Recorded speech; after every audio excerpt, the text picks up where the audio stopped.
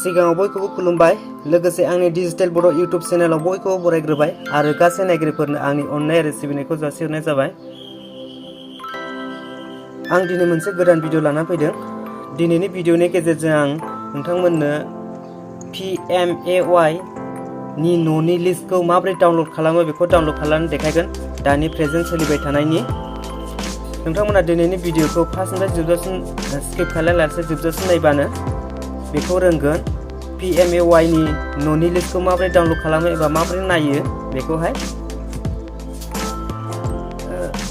चेनेलखौ subscribe खालामाखैबा subscribe खालामनानै हो बेबायदि भिडिअ नायबाय थानो थाखाय।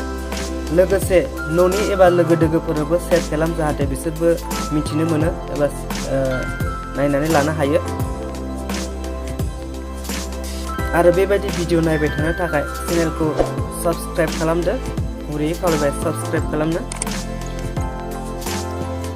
दाना आं डाटा अन खालामसै। बिनि उनाव क्रोम ब्राउजार खुलिनोसै आङो। नोंथांमोना जिखुनु जाया मोनसे ब्राउजार खुलिनो हागोन। जाबाय। ओमफ्राय नैखौ सार्च खालामसै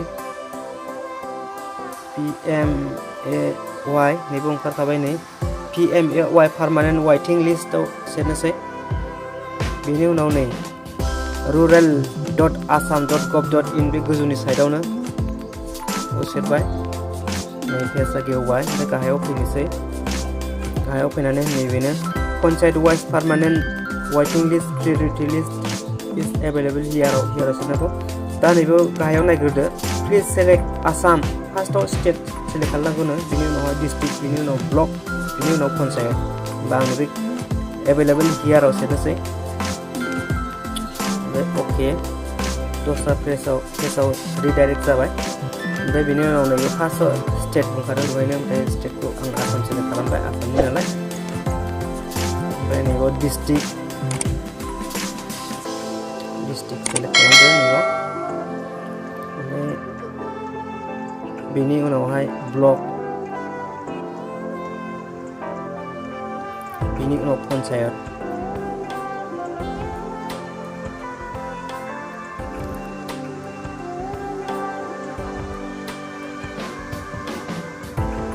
ओमफ्राय नैबे खेबसा होदों। बे मालाबा प्लास जायो मालाबा माइनास जायो, बेखौ खेबसाखौ फिलआप खालामनांगौ।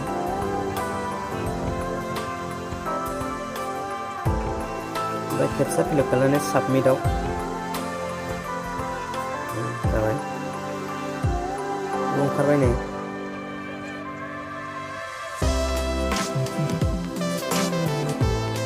पन्चायत वाइज ओंखारदों नै बे गासैबो न' मोनगिरिफोरनि नाम लिस्ट।